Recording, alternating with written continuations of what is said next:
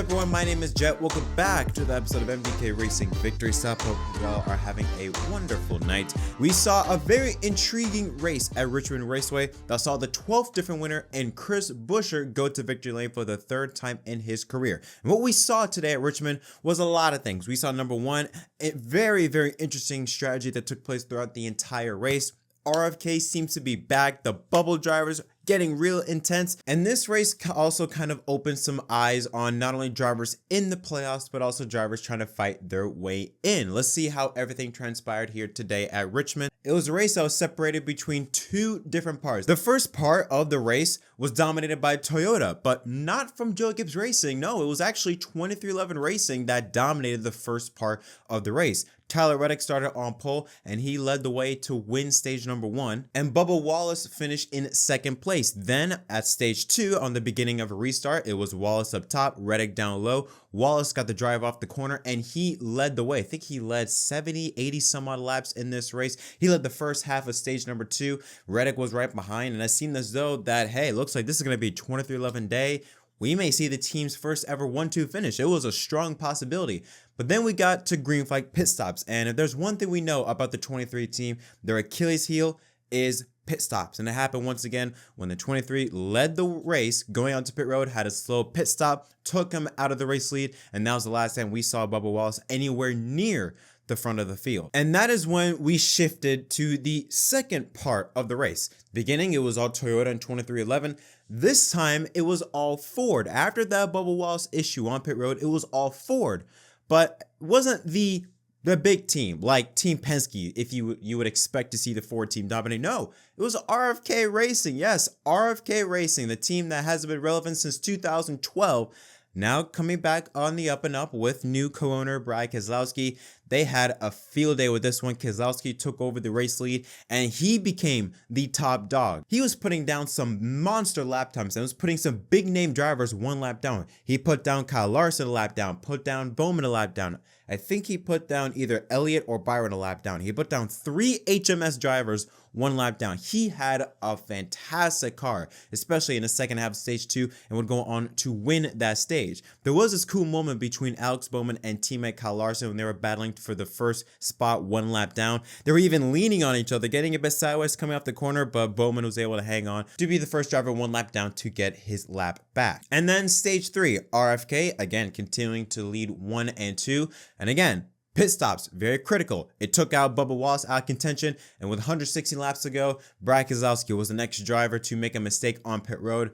Something happened. Either he forgot his box was there that quickly, but turns in awkward entrance onto his pit box. His crew is able to complete the stop as normal, but because of that awkward entry onto his pit box, it took him out of contention to have a shot at winning the race and put him from 1st to 5th. The driver that was next up was his teammate Chris Buescher, who, like I said, was second in this race. He was second at the beginning of stage 3, wasn't close to Keselowski, but was there. He had a good car to potentially finish in the top 3, top 5, but once he was able to get the lead, he had a good car. Track position was very key, even with tire fall off still. If you're able to get out front, it was good news for you and your car. But then, of course, in NASCAR, anything can happen. With 10 laps to go, the caution will come out. The one and only natural caution of the entire race, when Daniel Suarez got turned by Noah Gragson, sending us into about a 6 or 7 lap shootout to the finish. You had this big moment with Denny Hamlin, who was right on Chris Buescher's bumper, but then overdrove entering turn number 1, took him out of contention, 3 wide for 2nd and 3rd on back. That allowed Chris Buescher to get away with ease, to go on to win for the 3rd time in his Cup Series career, become the 12th different winner of 2023, but most importantly, locks himself into the NASCAR playoffs, leading 88 of the 400 lap event. Let's take a look at the race results here. So Chris Buescher wins, Denny Hamlin in second. Kyle Busch, tell you what, with Kyle Busch, he did not have that great of a day. We know how much RCR struggled with the short track package, but was able to recover, move his way up into 3rd place.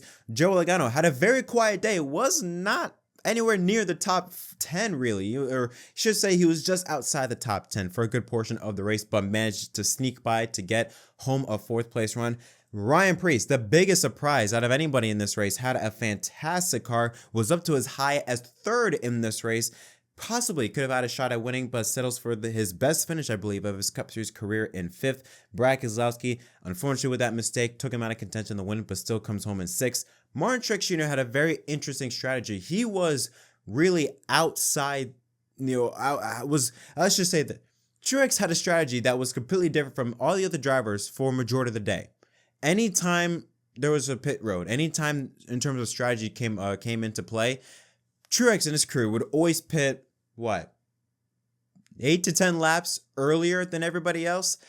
They were just on off sequence the entire time, and it did help them a lot. They didn't have a car, I think, to be a top 5 car. They didn't have the speed of it, but because of their pit strategy, they managed to put themselves into contention, and with that caution coming out at 10 to go, really saved them and helped them capitalize on getting a good finish. Another shocker you see here there in 8th place, Aric Almirola. Now, Aric Almirola started, I believe, in 24th and moves way up to 8th place at the end of stage 1, then had an issue on pit road, sent him to the back of the field, and just drove his way up back towards the front to come home with a top 10 finish.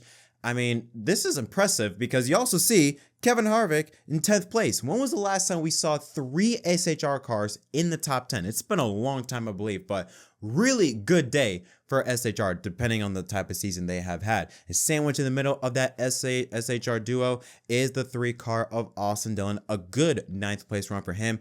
Chase Briscoe, again, SHR had a real good day considering the season they've had, right behind in 11th. Bubba Wallace in 12th, started 5th, like I said, led those laps, had the issue on pit road that just kind of took him out of contention for the win, was up to as high as 5th on that final round of green flag pit stops, but something happened with his car, but he just lost the speed that he had earlier in the race and fell back, and then the restart lost some even more positions and ended up in 12th, but the speed was there. The results doesn't tell the full story, but the good news is for the 23 team is that he gained a lot of points as he tried to hold his position above the cutoff line heading into the final races in the regular season. Chase Elliott, much needed, solid, wasn't the best day, but he had a solid car coming home in 13th, Ryan Blaney 14th, Ty Gibbs in 15th, Tyler Reddick finished in 16th. Now the reason for that is because with 66 laps to go in that final round of green flag pit stops, he had a commitment line violation. Took him out of contention of having a good finish at all, but he did show some speed. Won stage 1, had a strong car, but again, the thing that's been lacking this 45 team is execution. They have the speed, but they haven't been able to execute properly, and this is an example of just that. And then you see Ricky Stenhouse Jr. 17th, Hendrick teammates off day. Richmond has just never been that track for them. It's weird. Yes, we've seen them show speed. Larson won earlier in the year. Byron had good speed last spring, but Richmond hasn't been that track for them. And this shows, I mean, look at this results. 18th, 19th, and 21st for the other 3 HMS cars. Very odd. And then sandwiched in the middle of that, Christopher Bell, another big driver that didn't show really any speed in this race. Michael McDowell, 22nd. Eric Jones. Ross Chastain in 24th, another driver, showed 0 speed. Very interesting with this Richmond race, and we're going to talk about it later, is the amount of comers and goers. The drivers the big name drivers, were all in the back, and then drivers that you don't normally expect up the front, they were all up ahead. But some other notables like Austin Cindric, AJ Allmendinger, Noah Gragson, Ryan Newman, Justin Haley, the top 30, then Harrison Burton, Corey LaJoie, Daniel Suarez just had a horrible day today. He was off pace, multiple laps down, just had a horrible day, comes home 33rd, and then Ty Dillon, JJ Yeley, and BJ McLeod. Here's a look at the playoff grid with 4 races to go in the regular season. Now you see up there on the top of the board, Martin Truex Jr. still the regular season points leader, but now we have 12 drivers colored in green, with Chris Buescher being the latest to that list. The biggest mover, or I should say the biggest gainer in terms of the bubble drivers, is Bubba Wallace. Even though he finished 12th, I believe he scored the 2nd or 3rd most points in terms of stage points. He gains 27 points. Goes from plus 27 to plus 54 above the cutout line. Michael McDowell, however, didn't have such a good day, but still plus 18 ahead of Ty Gibbs, who now is the first driver out. Daniel Suarez falls to 19th, minus 34. And then you see Chase Elliott for the first time in a long time. He's back inside the top 20, now minus 40. Kevin Harvick and Brad Keselowski still has a big buffer, plus 182 for Harvick and plus 151 for Brad Keselowski. So my thoughts on this race. This is going to shock some people because I see on social media that a lot of people thought this race was boring and all that stuff. I thought it was decent. I thought it was a pretty decent race. It wasn't the best Richmond race, not by any means. I mean, there have been far more entertaining Richmond races, but it wasn't the worst. I think NASCAR fans, I genuinely believe this, that they're spoiled because the way NASCAR sets up races with stage racing, playoffs, all this elimination stuff, prop this up so that every race comes down to 80 plus lead changes, 3-wide racing, and all that stuff. Obviously, it would have been better if that happened, but it was still a decent race. Strategy was from start to finish. It was all over the place. Lots of different drivers doing lots of different things with their teams to make it to the end, to get the best finish they could, not only for the stage, but for the ending of the race. And this race did have comers and goers. It did have comers and goers. Maybe not so much up front. We had Reddick, then moved to Bubba, then moved to Keselowski, then to Buescher, but you still saw some drivers in the back. Ryan Preece, he went up to the front. We saw a lot of drivers that was up front and fell back, like Kyle Busch, up front, fell back. You saw numerous drivers that started up front and fell back, and drivers from the back went up. I talked about Eric Almirola. He started 24th and was up to 8th by the end of stage number 1. We saw 2.5 second tire fall off within a handful of laps. So tires was extremely important. You cannot stay out for more than a lap. Once the leader came onto pit road, everybody else better come onto pit road, because the amount of time you would lose just based off of one lap fresher tires was unreal. So yes, it didn't pass the eye test in terms of the most entertaining, in terms of the most action, but in my eyes, it was still a really decent race because of the strategy that was involved. Lots of strategy, lots of intriguing strategy throughout the entire race. I thought made it very interesting, at least from that perspective. I can understand it wasn't the most appealing race, but I thought it was decent. It wasn't the best, but I thought it was decent. I give it 6.5, 7 out of 10 maybe, but around that range. It wasn't the best, but it was still pretty decent. But we got to talk about some of the drivers in this race. First off, 2311, they brought it. Even though the results doesn't show it, they brought some good speed today. And this was the first time in a while that we saw both cars show strong speed. Usually it's maybe one driver showing speed, the other not, or vice versa. But this was one of the few times we have seen 2311 Racing where both of their cars showed tremendous speed. Bubba Wallace specifically. I know we're going to talk about him for a little bit, but he has been on it, especially the second half of the season, has been clicking with some of these good runs, especially when we get to some of the road courses like the Indy Road Course and Watkins Glen. We know he's not good at that, but races like today and next week at Michigan are going to be extremely vital as we make our way after the final race at Daytona heading into the playoffs, because we know Daytona's a wild card, but it's those 2 road course races that I know that 23 team is going to be worried about. And having races like what they had today, capitalizing on stage points compared to other drivers like Michael McDowell, Ty Gibbs, Daniel Suarez, that didn't score stage points, or at the very least not as much as Bubba did. Very key for Bubba to keep his spot in the playoffs. Speaking of Suarez, Trackhouse as a whole was extremely off, especially this year. Outside of Chastain's win in the second half of the season when he won Nashville, outside of that, we haven't heard anything from Trackhouse. Suarez, we haven't heard anything from him all year, but especially now Chastain, after his Nashville win, we haven't heard anything about him. They just have not been able to bring fast cars to the racetrack on Sunday, and it's odd because you expect to see at least Chastain be in the mix some way, shape, or form, but I mean, I don't think, was Chastain's name even mentioned this entire race? The past few races, we haven't heard anything about Trackhouse. And if anything, it's only been for negative things that involve Suarez. So you now have to consider these next 4 or 5 races going into Daytona, especially that 99 team. They are in trouble. They are in big trouble because they were horrible today. They weren't good last week at Pocono. They need whatever they did last year, they need to bring it back. Something has to change because right now they're free falling. They're just continuing to fall because it's not like, for example, I'm going to use Bubba Wallace for example. They have speed, they just can't capitalize on pit road or something like that. With Suarez, there is literally nothing you can say about at least they have this or at least they have that.